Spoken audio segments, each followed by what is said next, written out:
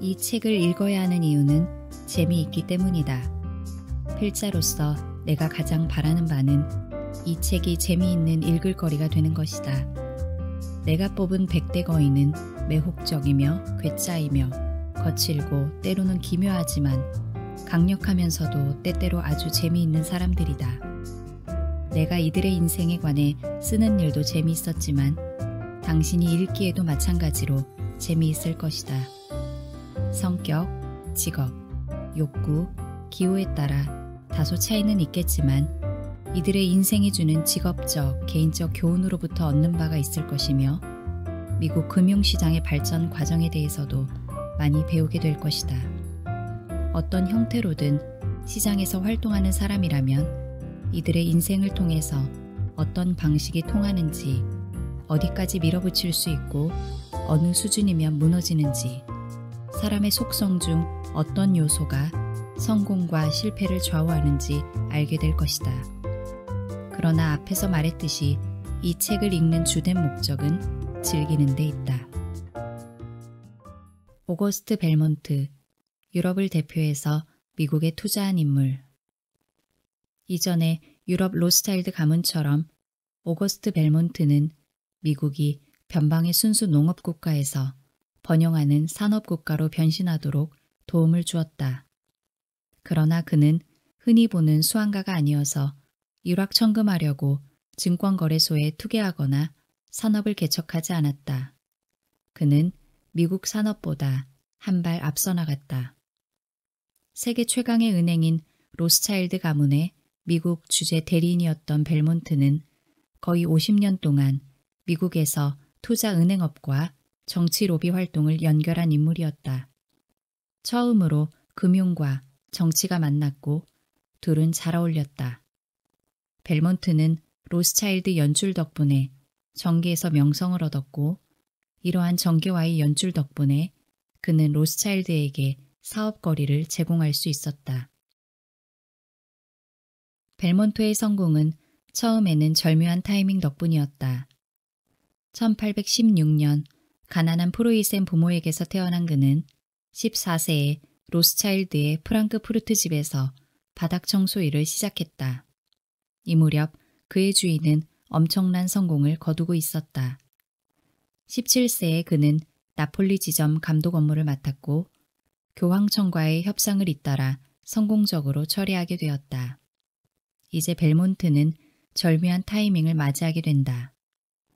4년 뒤 쿠바의 아바나에서 사업을 하고 있던 그는 미국이 극심한 공황에 빠졌다는 소식을 들었다.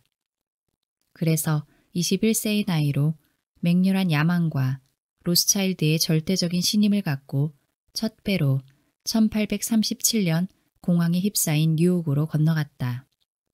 당시 신흥 바나나 공화국과 맞먹는 규모의 자금 지출 권한을 위임받을 만한 21세 젊은이들이 오늘날 과연 몇이나 있겠는가. 그러나 그는 로스차일드 내부 사람이었다. 뉴욕에 도착했을 때 벨몬트는 실제로는 로스차일드의 돈을 갖고 있지 않았다.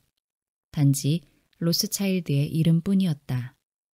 그러나 그 이름이 워낙 대단했기 때문에 로스차일드의 자금이 들어온다는 믿음과 로스차일드 연줄만으로 누구든지 그에게 자금을 빌려주었다. 그는 즉시 오거스트 벨몬트 앤드 컴퍼니를 설립하고 아무도 거들떠보지 않는 침체한 시장에서 매수를 시작했다. 로스차일드의 이름을 등에 업은 그는 사람들로부터 자금을 무한정 받았는데 이 사람들은 서로 간에는 자금을 제공하려 하지 않았었다. 본질적으로 그는 미국이 다시 자금을 빌려주게 했다.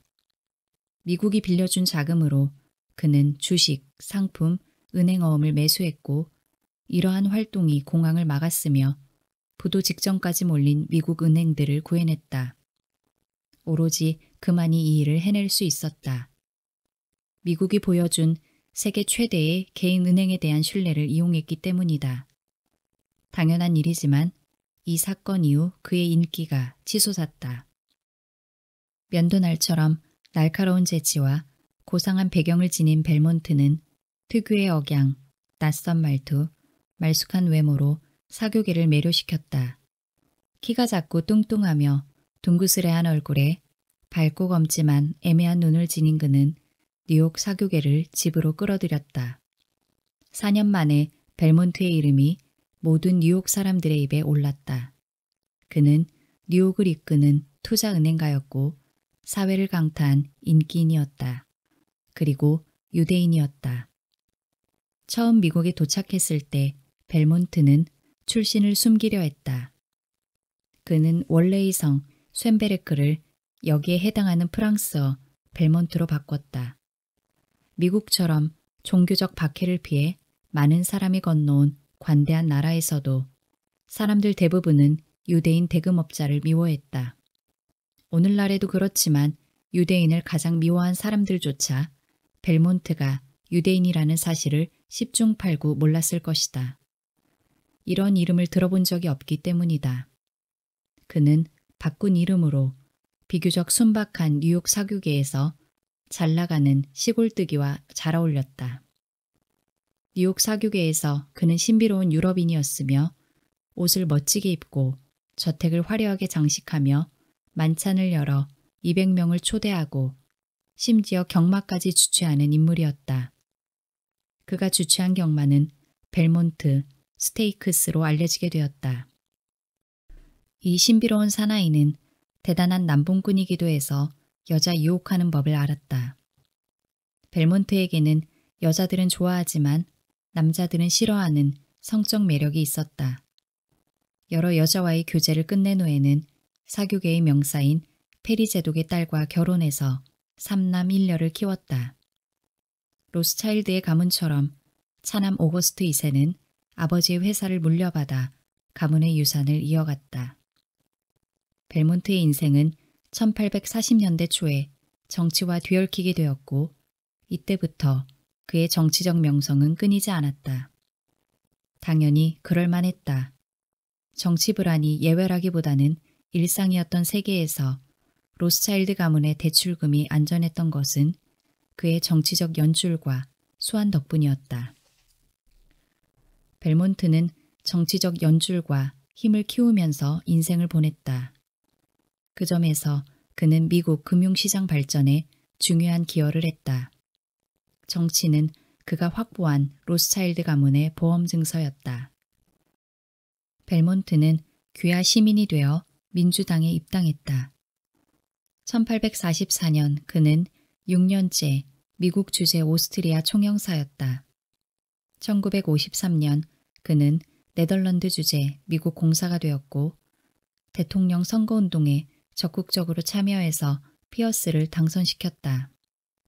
그는 헤이그 주재 미국 공사관의 대리대사였고 나중에 헤이그 주재 변리공사가 되었다. 1872년 정계에서 은퇴하기 전에는 민주당 전국위원회의 장직을 4년 동안 맡기도 했다. 남북전쟁이 일어나자 벨몬트는 일시적으로 변절하여 공화당 링컨을 지지하면서 북부 연합을 위해 싸웠으며 대통령의 재정 고문이 되었다.